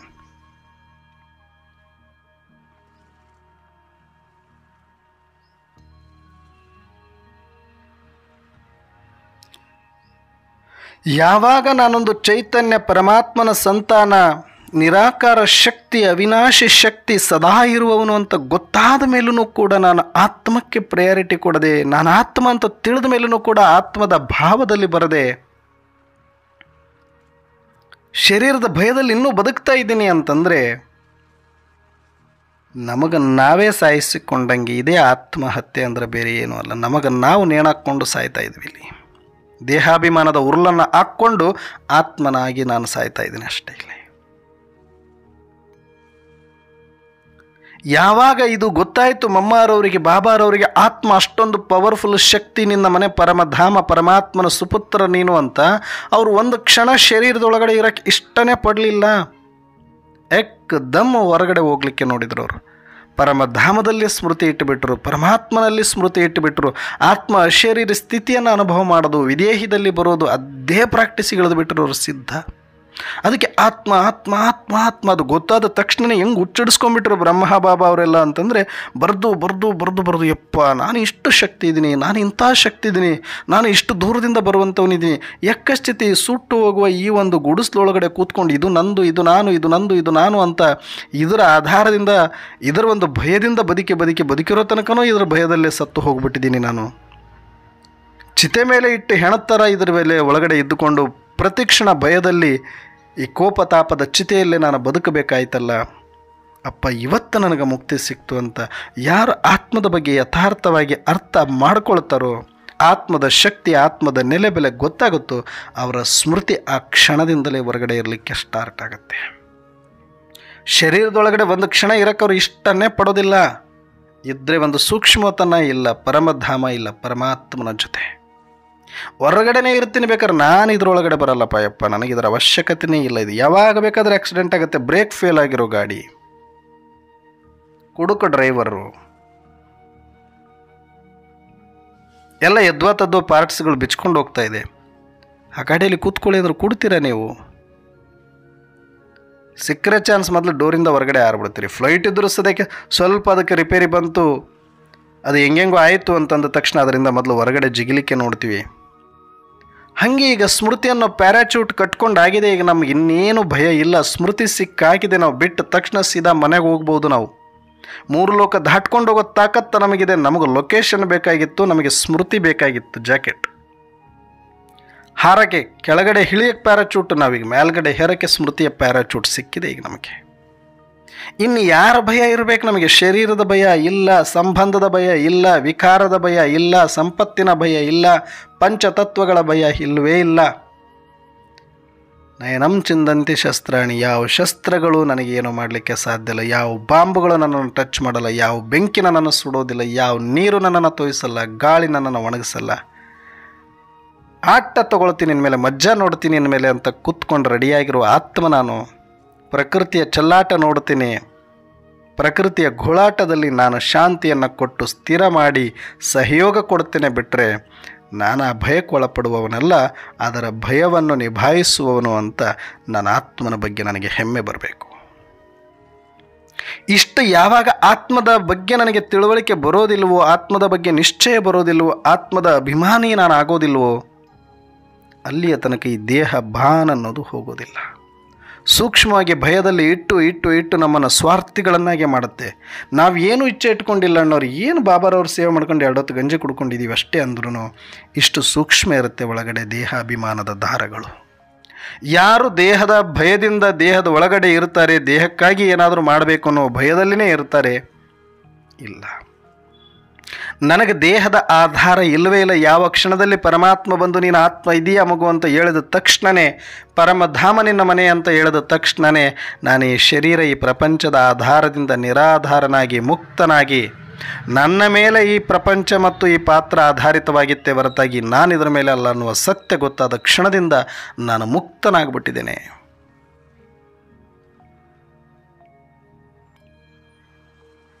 ನಾನು ಇಚ್ಛಾ ಮಾತ್ರ ಅವಿದ್ಧ ಆಗಿಬಿಟ್ಟಿದ್ದೇನೆ. ನಾನು ಭಯಮುಕ್ತನಾಗಿದ್ದೇನೆ, ಸ್ವಾರ್ಥ ಮುಕ್ತನಾಗಿದ್ದೇನೆ.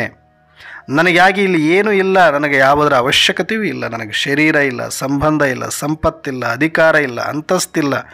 ಅದು ಯಾವುದು ನಂದು ಅಲ್ಲ, ನನಗೆ ಬೇಕೂ ಇಲ್ಲ. ನಾನು ಯಾವುದರ ಮೇಲೆ ಆಧಾರಿತನಾಗುವ ಅವಶ್ಯಕತೆಯೇ ಇಲ್ಲ. ಶರೀರಕ್ಕೆ ಅದೆಲ್ಲದರ ಅವಶ್ಯಕತೆ ಇದೆ. ಶರೀರಕ್ಕಾಗಿ ಸಂಬಂಧಗಳು, ಶರೀರಕ್ಕಾಗಿ ಸಂಪತ್ತು, ಶರೀರಕ್ಕಾಗಿ ಹೆಸರು ಕೀರ್ತಿ, ಶರೀರಕ್ಕಾಗಿ ಎಲ್ಲ, ಅರ್ಥಾರ್ಥ ಪಾತ್ರಕ್ಕಾಗಿ. ಪಾತ್ರದ ಭಾನ ಅರ್ಥಾರ್ಥ ದೇಹದ ಭಾನ ಎಲ್ಲ ಸಂಕಲ್ಪಗಳನ್ನು ಮಾಡಲಿಕ್ಕೆ ಅವಕಾಶ ಮಾಡಿಕೊಡುತ್ತೆ. ನೀರು ಬೇಕು, ಊಟ ಬೇಕು, ತಿಂಡಿ ಬೇಕು, ಆರೋಗ್ಯ ಬೇಕು, ನಿದ್ದೆ ಬೇಕು, ಪತಿ ಬೇಕು, ಪತ್ನಿ ಬೇಕು, ಮಕ್ಕಳು ಬೇಕು, ಮನೆ ಬೇಕು, ಆಸ್ತಿ ಬೇಕು, ಅಧಿಕಾರ ಬೇಕು, ಅಂತಸ್ತು ಬೇಕು, ಈ ಬೇಕು ಬೇಕು ಬೇಕು ಬೇಕು ಅನ್ನುವ ಈ ಸಂಕಲ್ಪ ಉಟ್ಕೊಳ್ತಾ ಇರೋದೇ ಆ ದೇಹಾಭಿಮಾನದ ಬೀಜದಿಂದ. ಯಾವಾಗ ಆ ದೇಹಾಭಿಮಾನದ ಬೀಜವನ್ನೇ ನಾವು ಸುಟ್ಟು ಹಾಕಿಬಿಡ್ತೀವಿ, ಅಲ್ಲಿ ಸಂಕಲ್ಪದ ಅವಶ್ಯಕತೆ ಬೀಳೋದಿಲ್ಲ. ಅದಕ್ಕೆ ಆತ್ಮ ಸಂಕಲ್ಪ ಮಾಡೋಲ್ಲ, ಮನಸ್ಸು ಸಂಕಲ್ಪ ಮಾಡುತ್ತೆ, ಸೂಕ್ಷ್ಮ ಇಂದ್ರಿಯ ಮಾಡುತ್ತೆ. ಇದೆಲ್ಲ ತುಂಬ ಒಂದು ಸೈನ್ಸ್. ಇದು ತುಂಬ ಡೀಪಾಗಿ ನೀವು ಅರ್ಥ ಮಾಡ್ಕೊಳ್ತಾ ಹೋದರೆ ಇದು ಕ್ಲಿಯರ್ ಆಗಿ ನಿಮಗೆ ಗೊತ್ತಾಗ್ತಾ ಹೋಗುತ್ತೆ. ನಿರಾಕಾರದ ಕೆಲಸ ಏನು, ಸೂಕ್ಷ್ಮದ ಕೆಲಸ ಏನು, ಸ್ಥೂಲದ ಕೆಲಸ ಏನು, ಶರೀರ, ಮನಸ್ಸು, ಆತ್ಮ, ಇದು 3 ಬಹಳ ವಿಭಿನ್ನವಾಗಿರ್ತಕ್ಕಂಥ ಶಕ್ತಿಗಳು ಮತ್ತು ತಮ್ಮದ ಉದ್ದೇಶಗಳನ್ನು ಹೊಂದಿರುತ್ತವೆ. ಹಾಗೆ ನೀವು ಸ್ವಾರ್ಥಿಗಳಾಗಿದ್ದಾಗ ಮಾತ್ರ, ದೇಹ ಭಾನ ಮತ್ತು ದೇಹದ ಭಯದಲ್ಲಿ ಇದ್ದಾಗ ಮಾತ್ರನೇ ಈ ಸಂಬಂಧಗಳ ಸಂಕಲ್ಪ, ಸಂಪತ್ತಿನ ಸಂಕಲ್ಪಗಳನ್ನು ಮಾಡಬೇಕಾಗಿ ಬರುತ್ತೆ. ಆಗಲೇ ನಿಮ್ಮಲ್ಲಿ ಭಯದ ಸಂಕಲ್ಪ, ಕೋಪದ ಸಂಕಲ್ಪ, ದ್ವೇಷ, ಅಸೂಯದ ಸಂಕಲ್ಪಗಳು, ಎಲ್ಲ ರೀತಿಯ ಸಂಕಲ್ಪಗಳು ಬರ್ತಾ ಹೋಗುತ್ತೆ. ಸಂಕಲ್ಪ ಉತ್ಪತ್ತಿಗೆ ಬೀಜನೇ ದೇಹ ಭಾನ. ಅದಕ್ಕೆ ನಿಸ್ವಾರ್ಥ ಆಗದ ಹೊರತು ನಿರ್ವಿಕಲ್ಪ ಆಗೋದಿಲ್ಲ. ನೀವು ನಿರ್ವಿಕಲ್ಪ ಅಂತಂದರೆ ಅಲ್ಲಿ ಯಾವುದೇ ಕೆಟ್ಟ ಸಂಕಲ್ಪ ಬರಬಾರದು. ವಿಕಲ್ಪ ಸ್ಥಿತಿ ಅಂದರೆ ಭಯ, ಚಿಂತೆ, ದುಃಖ, ಅಶಾಂತಿ, ರಾಗ, ದ್ವೇಷ, ಕೋಪ, ಆವೇಶ, ಉದ್ವಿಗ್ನ, ಆತಂಕ, ಈ ಎಲ್ಲ ರೀತಿಯ ಸಂಕಲ್ಪಗಳೇನಿದೆ ಅದನ್ನು ಸಂಕಲ್ಪ ಅನ್ನಲ್ಲ, ವಿಕಲ್ಪ ಅಂತಾರೆ. ಅಂದರೆ ನಕಾರಾತ್ಮಕವಾಗಿರುವ ಕಲ್ಪನೆಗಳು ಯಾವುದೆಲ್ಲ ಇದೆಯೋ ಅದೆಲ್ಲವೂ ವಿಕಲ್ಪ. ಅದಕ್ಕೆ ನಿರ್ವಿಕಲ್ಪ ಅಂದರೆ ನಿಮ್ಮಲ್ಲಿ ಒಂದು ಚೂರು ಭಯ ಇಲ್ಲ, ಒಂದು ಚೂರು ರಾಗ ಇಲ್ಲ, ದ್ವೇಷ ಇಲ್ಲ, ಅಸೂಯೆ ಇಲ್ಲ, ಚಿಂತೆ ಇಲ್ಲ, ಯಾವುದೊಂದಕ್ಕೂ ಕೂಡ ನೀವು ನಕಾರಾತ್ಮಕ ಅಂತಂದ್ರೇ ಇದೆ. ಮತ್ತೇನಲ್ಲ ಕೆಟ್ಟದ್ದೇ ಮಾಡಬೇಕು, ಕೊಲೆ ಮಾಡಬೇಕು, ಇನ್ನೊಂದು ಮತ್ತೊಂದು ವಿಕಾರದಲ್ಲಿ ಬರೋದಲ್ಲ. ವಿಕಲ್ಪ ಅಂತಂದರೆ ಇಷ್ಟೇ ಸೂಕ್ಷ್ಮವಾಗಿ ತಿಳ್ಕೊಂಬಿಡಿ. ಯಾವುದು ಭಯದ ಸಂಕಲ್ಪ ಇದ್ರೂ ಅದು ವಿಕಲ್ಪನೆ. ನನಗೆ ಶರೀರದ ಭಯ, ನಾನು ಸಾಯ್ತೀನಿ ಅನ್ನೋ ಭಯ, ನನ್ನ ಆರೋಗ್ಯ ಕೆಡುತ್ತೆ ಅನ್ನೋ ಭಯ, ನಾಳೆ ನನ್ನ ಯಾರು ನೋಡ್ಕೋತಾರೆ ಅನ್ನೋ ಭಯ, ನಾಳೆ ನನ್ನ ಶರೀರ ಹೆಂಗೆ ಬಿಡ್ತೀನಿ ಅನ್ನೋ ಭಯ, ಪ್ರತಿಯೊಂದು ಭಯದ ಏನು ಸಂಕಲ್ಪ ಇದೆ ಅದು ಯಾವ ಕಾರಣದಿಂದ ಹುಟ್ಕೊಳ್ತಾ ಇದೆ? ದೇಹ ಅಭಿಮಾನದ ಕಾರಣದಿಂದ ಹುಟ್ಕೊಳ್ತವೆ. ಎಲ್ಲಿಯ ತನಕ ದೇಹದ ಭಾನದಲ್ಲಿದ್ದೀರಿ, ದೇಹದ ಅಧೀನದಲ್ಲಿದ್ದೀರಿ, ದೇಹದ ಆಧಾರದಲ್ಲಿದ್ದೀರಿ, ಅಲ್ಲಿ ತನಕ ಭಯ ನಿಮ್ಮ ಮನೆ ದೇವರಾಗಿರುತ್ತೆ. ಆ ಭಯದ ಮಗಳೇ ಭಕ್ತಿ. ಅರ್ಥಾತ್ ಏನೆಲ್ಲ ನೀವು ಪ್ರಯತ್ನ ಪಡ್ತೀರಿ ಅದೆಲ್ಲವೂ ಕೂಡ ಆ ಭಯನೇ ಕಾರಣ ಆಗಿರುತ್ತೆ. ಅದರಿಂದ ಸುರಕ್ಷಿತವಾಗಲಿಕ್ಕೆ, ಅದರಿಂದ ಹೊರಗಡೆ ಬರಲಿಕ್ಕೆ ಎಲ್ಲವನ್ನ ಮಾಡ್ತಾರೆ. ಅಧ್ಯಾತ್ಮ ಇರ್ಬೋದು, ಸೇವೆ ಇರ್ಬೋದು, ಎಲ್ಲವೂ ಕೂಡ ಆ ಭಯ ಕಾರಣದಿಂದ ಮಾಡುವಂಥವ್ರು ಯಾರು ಅಂದರೆ ಈ ದೇಹಾಭಿಮಾನದಲ್ಲಿ ಇರುವಂಥವ್ರು. ಅವರಲ್ಲಿ ವಿಕಲ್ಪಗಳು ನಡೀತಾನೆ ಇರುತ್ತವ್ರು, ಬೇಡ ಅಂದರೂ ಬಿಡೋಕ್ಕಾಗಲ್ಲ. ಅದಕ್ಕೆ ಯೋಗದಲ್ಲಿ ಕೂತಗೊಂಡವ್ರು ಏನೇನೋ ಬಂದುಬಿಡುತ್ತೆ, ನನಗೆ ಚಿಂತೆಗಳು ಬರುತ್ತೆ, ಆಲೋಚನೆಗಳು ಬರುತ್ತೆ, ದುಃಖ ಆಗುತ್ತೆ, ಪಶ್ಚಾತ್ತಾಪ ಆಗುತ್ತೆ, ಭಯ ಆಗುತ್ತೆ. ಯಾಕೆ ವಿಕಲ್ಪಗಳು ನಡೆಯುತ್ತೆ ಅಂದರೆ ಎಲ್ಲೋ ಒಂದು ಚೂರು ದೇಹದ ಭಾನ, ದೇಹದ ಅಧೀನ, ದೇಹದ ಭಯ ಇದೆ. ಉಳಿದದ್ದು ಸಂಬಂಧ ಇಲ್ಲ, ಸಂಪತ್ತಿಲ್ಲ, ಅಧಿಕಾರ, ಅಂತಸ್ತು, ಹೆಸರು, ಕೀರ್ತಿ, ಬಂಗಾರ, ಮನೆ ಅದೆಲ್ಲ ಬಿಟ್ಟಿರಿ. ಆದರೆ ಎಲ್ಲೋ ಒಂದು ಕಡೆ 1 ಗಂಟೆ 1 ದಿನ ಈ ದೇಹದೊಳಗಡೆ ನಾನು ಇರಬೇಕು, ಈ ದೇಹ ಚೆನ್ನಾಗಿ ಇಟ್ಕೊಳ್ಬೇಕು ಅನ್ನುವಂಥದ್ದು ನಿಮಗೆ ಸಂಕಲ್ಪ ಇದ್ದರೂ ಕೂಡ ಅದು ವಿಕಲ್ಪಕ್ಕೆ ಕಾರಣ ಆಗ್ಬಿಡುತ್ತೆ. ಅಂದರೆ ಶರೀರ ಇರುತ್ತೆ, ನನಗೆ ಶರೀರದ ಅವಶ್ಯಕತೆ ಇಲ್ಲ, ಈ ಡ್ರಾಮಕ್ಕೆ ಅವಶ್ಯಕತೆ ಇದೆ, ಪಾತ್ರಕ್ಕೆ ಅವಶ್ಯಕತೆ ಇದೆ, ಆ ಪಾತ್ರಕ್ಕೋಸ್ಕರ ನಾನು ಇಲ್ಲಿದ್ದೀನಿ ಈ ಶರೀರದೊಳಗಡೆ ಹೊರತಾಗಿ ನನಗೆ ಶರೀರದ ಅವಶ್ಯಕತೆ ಇಲ್ಲ ಅನ್ನುವಷ್ಟರ ಮಟ್ಟಿಗೆ ನಾನು ಆತ್ಮ ಡಿಫ್ರೆಂಟಾಗಿ, ಪಾತ್ರಧಾರಿಯಾಗಿ, ನಾನು ಚೈತನ್ಯನಾಗಿ, ಶಿವಪುತ್ರನಾಗಿ, ಪರಮಧಾಮ ನಿವಾಸಿಯಾಗಿ ನನ್ನ ಸೋಲ್ ಕಾನ್ಷಿಯಸ್ ಎಷ್ಟು ಬಂದು ಬಿಡಬೇಕು ಅಂದರೆ ಈ ಶರೀರ, ಈ ಪ್ರಪಂಚ ನನಗಾಗಿ ಅಲ್ಲ, ಪಾತ್ರಕ್ಕಾಗಿ ಮಾತ್ರ ನನಗೆ ಸಿಕ್ಕಿರೋದು. ಆ ಪಾತ್ರಕ್ಕೋಸ್ಕರ ಇದನ್ನು ನಾನು ತಗೊಂಡು ಬಳಸ್ಕೊತಾ ಇದ್ದೀನಿ, ಬಿಟ್ಟರೆ ನನಗಾಗಿ ಅಲ್ಲ. ಇದರ ಭಯ ನಾನು ಯಾಕೆ ಪಡಲಿ? ಈ ಕ್ಷಣಕ್ಕೆ ಮುಗೀತು ಅಂದರೆ ಇಲ್ಲೇ ವೇಷ ಬಿಚ್ಚಿ ಹಾಕಿ ಇಲ್ಲೇ ಬಣ್ಣ ತೊಳ್ಕೊಂಡು ಮನೆಗೆ ಹೋಗ್ಬಿಡ್ತೀನಿ ನಾನು. ಇದಕ್ಕಾಗಿ ನಾನಿಲ್ಲ, ನನಗಾಗಿ ಇದು ಅಷ್ಟೇ ಹೊರತಾಗಿ, ನನ್ನ ಪಾತ್ರಕ್ಕಾಗಿ ಇದು ಬೇಕೇ ಹೊರತಾಗಿ ನನಗಾಗಿ ಬೇಕಿಲ್ಲ. ನಾನು ಆತ್ಮ, ನಾನು ಚೈತನ್ಯ, ನಾನು ಸಂತೃಪ್ತ, ನಾನು ನಿರ್ಭಯ, ನಾನು ನಿರ್ವಿಘ್ನ, ನಾನು ನಿಶ್ಚಿಂತ ಅನ್ನುವ ಸ್ವಮಾನಗಳೇನಿದೆ, ಆ ಸ್ವರೂಪಗಳೇನಿದೆ ಅದರ ಗುಂಗು ಹಿಡಿಬೇಕು ನಮಗೆ.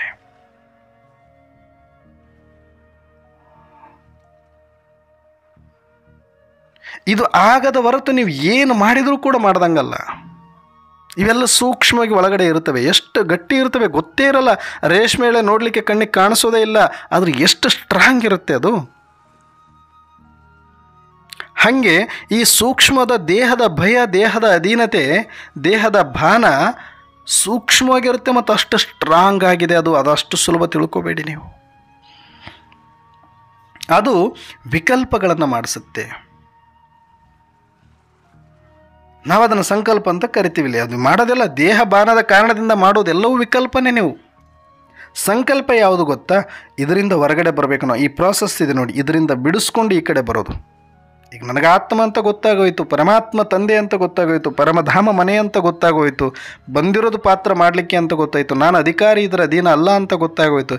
ಈಗ ಗೊತ್ತಾದ ತಕ್ಷಣವೇ ಆದಷ್ಟು ಇದರಿಂದ ಬಿಡಿಸ್ಕೊಂಡು ಕಂಪ್ಲೀಟ್ ನಾನು ಮುಕ್ತ ಆಗಬೇಕು, ಸ್ವತಂತ್ರ ಆಗಬೇಕು, ಆತ್ಮಾಭಿಮಾನಿ ಕಂಪ್ಲೀಟಾಗಿ ಆಗೋದ್ರೊಳಗಡೆ ನನಗೆ ಆಗಬೇಕು ಅಂತ ಇಲ್ಲೂ ಸಂಕಲ್ಪ ಬರುತ್ತೆ ನೋಡಿ. ಸ್ಮೃತಿ ಬಂದಾಗಿದೆ, ಆದರೆ ಈ ಸಂಕಲ್ಪ ಇನ್ನೂ ಪಾತ್ರದೊಳಗಡೆ ಇರೋದ್ರಿಂದ ಈ ಸಂಕಲ್ಪ ಕ್ರಿಯೇಟ್ ಆಗುತ್ತೆ. ಇಲ್ಲ, ನಾನು ಆತ್ಮ ಇದರಿಂದ ಬಿಡಿಸ್ಕೊಂಡು ಬಿಡಬೇಕು, ನಾನು ಮುಕ್ತನೇ ಇದ್ದೀನಿ, ನಾನು ಪರಮಧಾಮ ನಿವಾಸಿನೇ ಇದ್ದೀನಿ, ನಾನು ಅಧಿಕಾರನೇ ಇದ್ದೀನಿ, ನಾನು ಸ್ವತಂತ್ರ ಆಗಿಬಿಡ್ತೀನಿ, ನಾನು ಯಾವ ಇಚ್ಛೆ ಮಾತ್ರ ಅವಿದ್ಯೆ ಆಗಿಬಿಡ್ತೀನಿ, ನಾನು ಆತ್ಮಾಭಿಮಾನಿ ಆಗಿಬಿಡ್ತೀನಿ ಅಂತ ಬರ್ತಾವಲ್ಲ, ಇವು ಸಂಕಲ್ಪ ಮಾತ್ರ. ಯಾಕಂದರೆ ಇದು ಬರೀ ಆತ್ಮ ಓರಿಯೆಂಟೆಡ್ಡು, ಆತ್ಮ ಕಲ್ಯಾಣಕ್ಕಾಗಿ ಬರುವಂಥದ್ದೇನಿದೆ ಅದು ಮಾತ್ರ ಸಂಕಲ್ಪಗಳು. ಉಳಿದದ್ದೆಲ್ಲವೂ ಕೂಡ ಪಾತ್ರಕ್ಕೆ ಯಾವುದೆಲ್ಲ ಬರುತ್ತೆ ಅದು ವಿಕಲ್ಪನೆ. ವಿಕಲ್ಪನೆ ಅದು ದೇಹದ ಕಾರಣದಿಂದ ಬರ್ತಾ ಇದೆ, ಅದು ಪಾತ್ರದ ಕಾರಣದಿಂದ ಬರ್ತಾ ಇದೆ. ಆದರೆ ಈ ವಿಕಲ್ಪಗಳಲ್ಲೂ ಕೂಡ first stage, second stage, third stage ಇದೆ ವಿಕಲ್ಪಗಳಲ್ಲಿ. ದೇಹ ಬಾನದಲ್ಲಿನೇ ಈಗ ಸತ್ಯುಗನೂ ಕೂಡ ಅದು ಪಾತ್ರನೇ.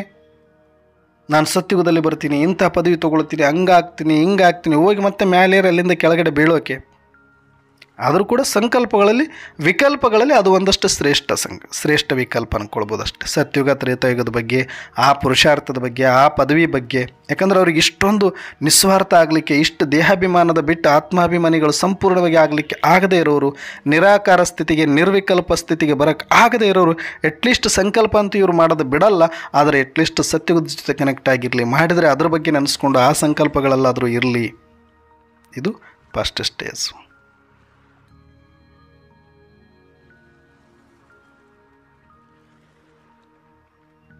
ಸೆಕೆಂಡ್ ಸ್ಟೇಜ್ ಏನು? ಇಷ್ಟು ದಿನ ಪೆಟ್ಟು ತಿಂದುಬಿಟ್ಟಿದ್ದೀನಿ, ಇನ್ಮೇಲೆ ತಿನ್ನಬಾರದು, ಏನಾದರೂ ಮಾಡಬೇಕು ಅಂತ ಬರ್ತಾ ಇರುತ್ತಲ್ಲ, ಅದು ಸೆಕೆಂಡ್ ಸ್ಟೇಜ್. ಸ್ವಲ್ಪ ಭಯದಿಂದ ಬರುತ್ತೆ, ಅದು ಸೆಕೆಂಡ್ ಸ್ಟೇಜು.